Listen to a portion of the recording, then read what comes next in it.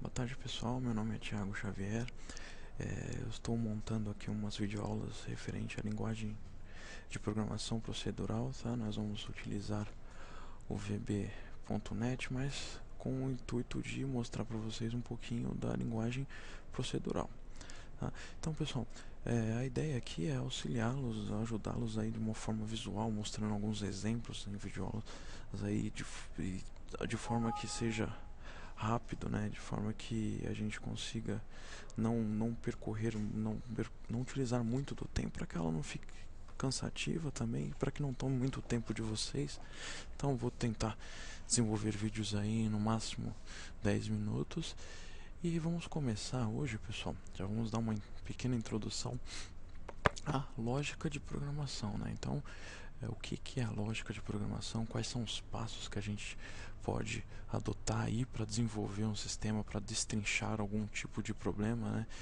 Então, vamos iniciar aí com uma pequena introdução à lógica de programação, tá certo? Então, o que seria a lógica de programação? Vamos ver essa pequena definição aqui. Lógica de programação é a técnica de a técnica de encadear pensamentos para atingir um determinado objetivo. Então, pessoal, a gente pode entender que para que a gente chegue a um determinado objetivo, a gente pode criar o passo a passo desse objetivo, certo? E chegar num final, ou seja, definir o passo para que a gente finalize, para que a gente chegue ao final, que o final será o nosso objetivo, certo? Para que a gente consiga chegar no objetivo, para que a gente consiga montar um programa, a gente precisa passar as instruções, certo? E essas instruções a informação que a gente vai indicar o que o computador deve executar. Entre aspas, pessoal, o computador ele é burro. Ele vai fazer exatamente o que nós pedirmos, certo? Ele vai fazer exatamente o que nós instruir, o que a gente vai instruir a ele desenvolver, certo? Então, para que a gente consiga criar um programa, a gente tem que criar um algoritmo também, certo? Seguindo aí o terceiro item dessa primeira apresentação aí. E o algoritmo é uma sequência que vai seguir passos finitos, ou seja, a gente vai colocar o passo a passo até que vai finalizar esses passos com o objetivo final, que vai ser a saída para o usuário, que vai ser a apresentação de um resultado ao usuário, certo? Então, como exemplos de algoritmos aí, a gente tem diversas coisas aí que a gente pode desenvolver, diversas operações básicas, por exemplo, a gente pode fazer uma calculadora utilizando adição, subtração, multiplicação, até mesmo as coisas mais simples, pessoal, a gente consegue desenvolver um algoritmo, certo? Como, por exemplo, chupar uma bala. Então eu tenho aqui alguns passos para que você verifique a construção de um algoritmo, para que vocês possam assimilar com o dia a dia, para verificar, para que vocês vejam que um algoritmo, a construção do algoritmo é simples, basta que nós assimilemos com o nosso dia a dia, né? Basta que a gente compare com o nosso dia a dia, certo? Então, o exemplo aqui desse algoritmo aqui, ou mensagem chata, né? O exemplo desse algoritmo aqui, chupar uma bala. Primeiro a gente pega a bala, né, retira o papel, chupa a bala e joga o papel fora, certo? Então é um exemplo prático aí da construção do algoritmo. E algoritmos mais complexos vai seguir a mesma ordem, certo? Vamos ver esse outro exemplo aqui, ó, de somar dois números. Primeiro escreva um número no retângulo A. O retângulo A tem um exemplo aqui no próximo slide, vai ficar melhor explicado, certo?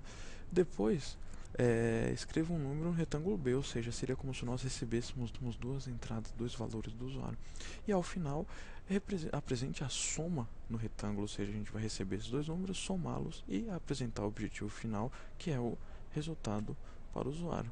Então aqui está a representação desse algoritmo, desse último algoritmo aqui explicado, certo?